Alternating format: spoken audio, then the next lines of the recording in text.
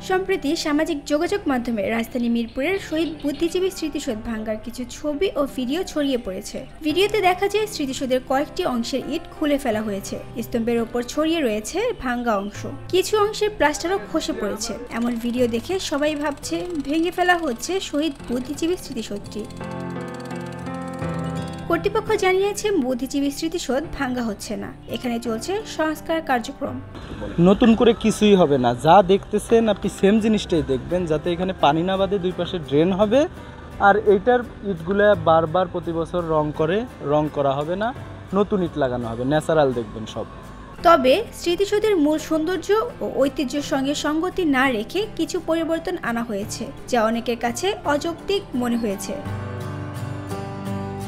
স্থানীয়রা বলছেন স্মৃতিসৌধের পবিত্রতা ও আবেগময় স্মৃতি যেন এই সংস্কারের মাধ্যমে ক্ষুণ্ণ হচ্ছে।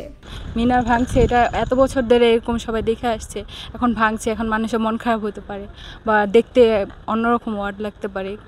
আমার মতে এটা এতগুলো টাকা দিয়ে সংস্কার করার দরকার ছিল না। অবশ্য আশেপাশে কিছু দাগ দেখা যাচ্ছিল, এটা জাস্ট রং করে দিলেই হয়ে যেত।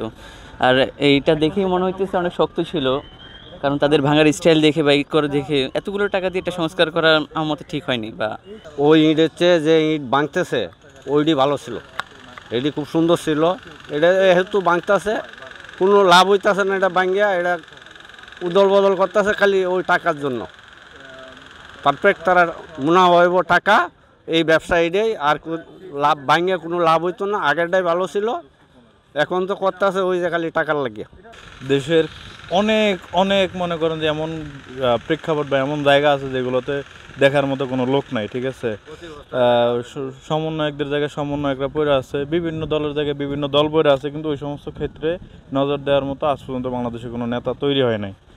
সুতরাং ওই সব দিকে নজর দেওয়া উচিত, যেদিকে মানুষ চোখ খুব কম দেয়। এইরকম মনে করেন যে জিনিস ভালো আছে এখনো, আমরা 5 মাস ধরেই আছি এখানে এবং দেখছি যে এখানের জায়গাটা বা এই স্থাপনাটা ভালোই ছিল, ঠিক আছে, অনেক মজবুতি ছিল। কিন্তু স্থাপনাটা যে নতুন করে তৈরি করতেছে বা যেই ব্যয়টা আপনাদের কাছ থেকে শুনছি আমি, এই ব্যয়টা খুবই ব্যয়বহুল এবং এটা অযৌক্তিক একটা বিষয়। কেউ কেউ বলছেন এই স্মৃতিসৌধটি শুধুমাত্র একটি স্থাপনা নয়, এটি আমাদের জাতির ইতিহাসের গুরুত্বপূর্ণ অংশ, যেখানে 1971 সালের 14 ডিসেম্বর শহীদ হওয়া দেশের শ্রেষ্ঠ সন্তানদের স্মরণ করা হয়।